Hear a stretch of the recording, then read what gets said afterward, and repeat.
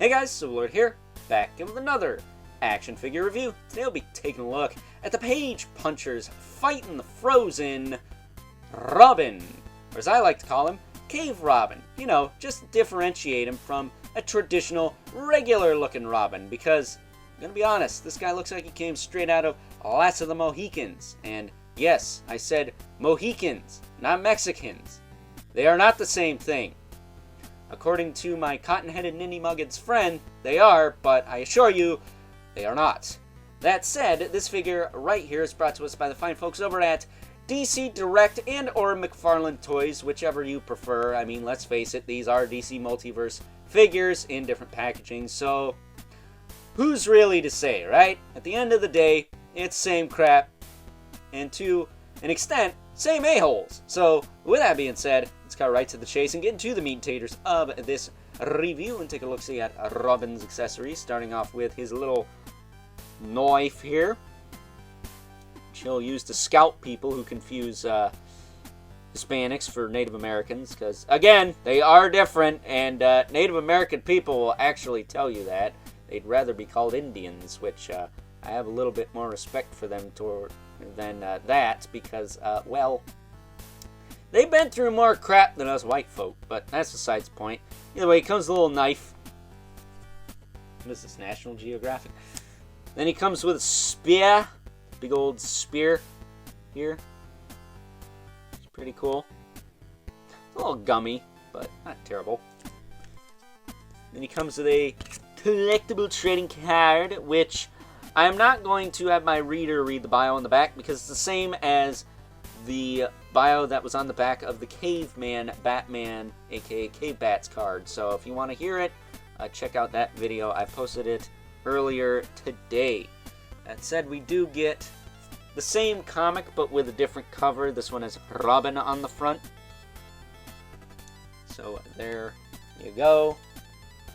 Got a stack of these comics. It would have been nice if they came with different comics, but I get it. Although I think the Ghosts of Krypton Wave, those come with different comics. That said, he does come with the hockey puck display stand we're used to seeing with all McFarlane Toys releases. And here is Robin.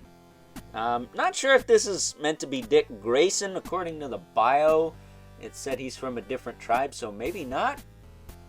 But a different tribe from Cave Bats, because again, he's got like this Native American motif, but then at the same time, he's got like samurai armor on his arms there. He's got like the one like pad on the back of the hand, which I wish was on the hand itself. Put him a little better, if you ask me. He's got a little loop for his knife on his belt there. He's got like baggy kind of ninja samurai pants. He's got some knee pads and some shin guards, I think. No, just some knee pads, and then he's got like his bare legs down here with these little anklets. So maybe he's supposed to be kind of like Hindu looking. I don't know, but he's got the mohawk. That's kind of why I feel like he's more of like a Native American type. But he does have a headband, it looks like. So I'm not sure. Not a lot of feathers on him, so I'm not sure what ethnicity he's supposed to be. But you know what? I'm all here for it, because different is good in my book. I like different stuff. This is different. I dig it. It's pretty cool. And a nice sculpt, too. For a slimmer buck, I'd like to see them kind of strip this down and use this as a slimmer buck. I think it's a better slimmer buck than the one they're using, which is the Jonathan Kent. Look at that. He's got some little knives there, or some little spiky doodads. But I like the anatomy of this figure. I will say the legs could go in a little further, but, you know, whatever. It's not that big a deal. But as far as articulation goes, his head will rotate and look up and down, tilt side to side. He does have that rotator cap, and on him it works a lot better than the Batman, so that's good. It does go out, go back down, rotate all the way around. He's got a bicep twist, double elbow, works fine. He's got the ball hinge wrist, so he's got the hinge there, and he's got rotation as well.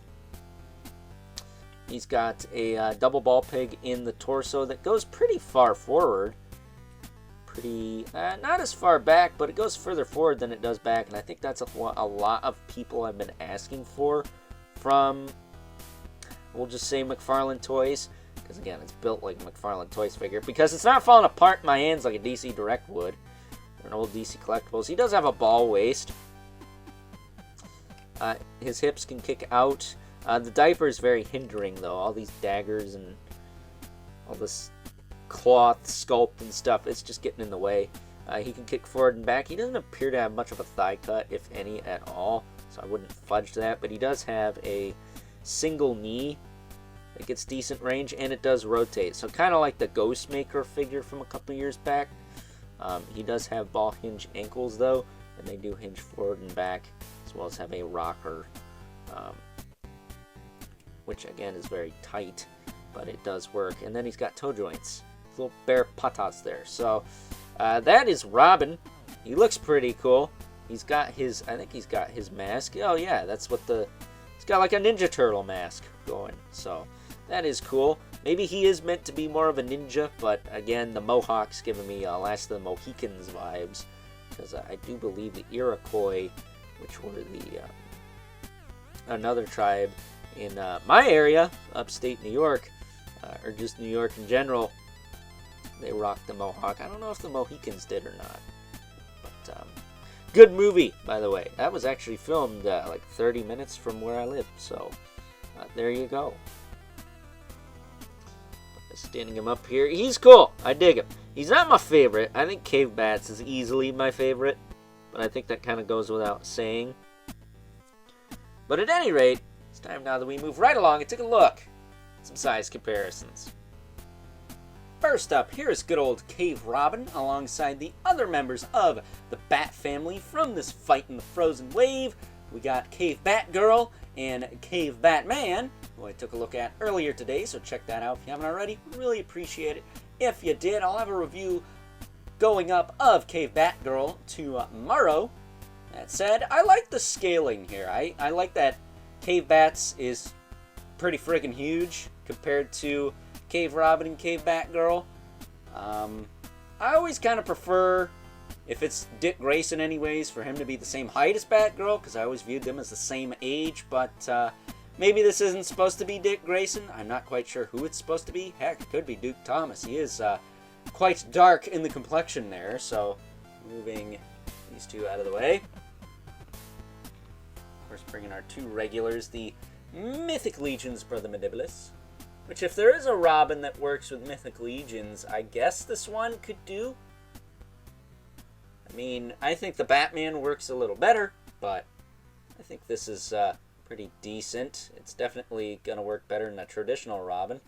That said, we of course have the infamous Element Spawn, who as usual towers over everyone. So with that being said, time to wrap things up. Some final thoughts. Overall, and if a more faithful interpretation of the Boy Wonder is what you are looking for out of this Page Punchers figure, now, I'm sorry, but I can't help you much there, because this is definitely a drastic departure from what we're used to seeing from Bruce Wayne's faithful young ward, the man, the myth, the legend, good old Robin himself. And I gotta tell you, I'm all here for some alternate versions of Robin. I'd like a Knight Robin, a Ninja Robin, a Samurai Robin, a Viking Robin. You know, something different. It's okay if it's different. This is different, but I'm okay with that. And I think if you're open-minded, you will be too. So, with that being said, hope you guys enjoyed this review. And until next time, I'll catch you guys later.